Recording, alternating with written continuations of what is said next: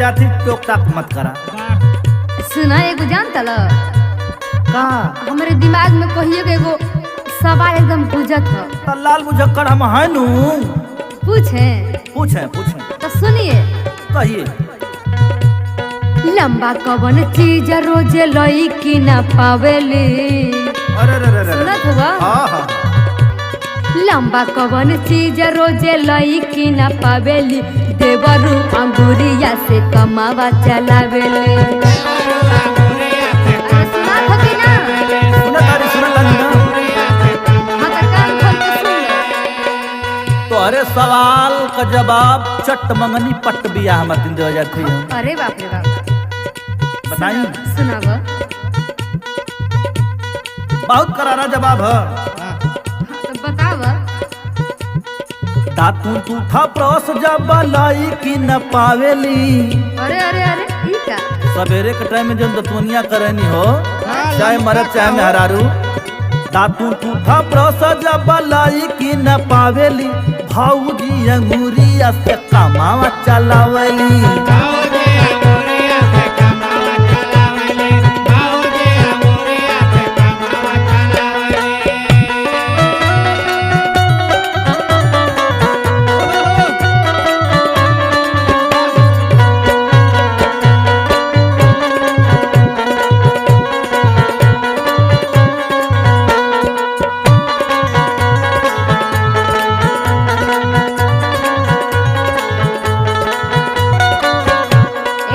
और सुनो। बतावा बतावा।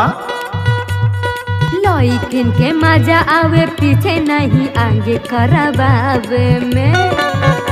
अच्छा सुनो।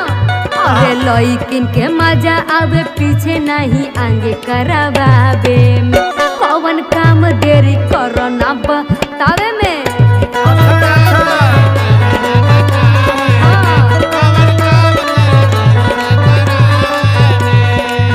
बताई हम ना। बतावा हो। लईकिन के मजा आवा पीछे नहीं आगे करवावे में। जानत हो ना। यही लईकिन के मजा आवा आगे नहीं पीछे करवावे में। तो करवावे में अपन तारीफ बड़ाई करवावे में। अरे बाप रे बाप।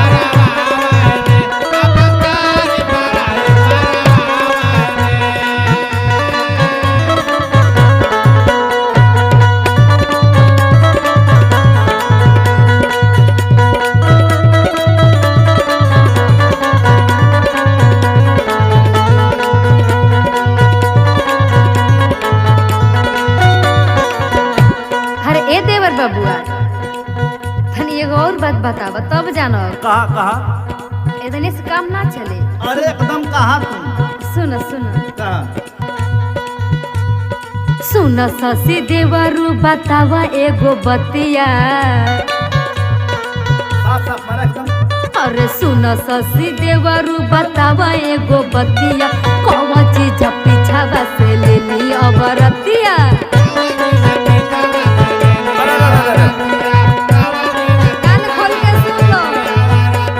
सुना बड़े बड़े भल जहाँ गदावा कह कितना पानी। जानत हूँ भौजी मनोज के का बुझा तारू लल्लू। अरे ना हो के कलस। नहीं तोहरे निगाह में जो मन में चला था तवन हम तोहरे दिल का बात बताओ थे। अच्छा जी। भौजी मनोज के का बुझा तारू लल्लू। पीछावा से ले लिया वरत अपन पल्लू।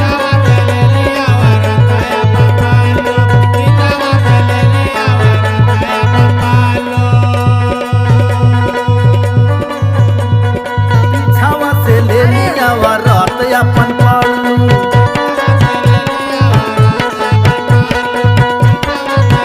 हाँ तोहरा के मान गइली। मान गइली ना। एकदम। तो बस यही तरह मानल कर।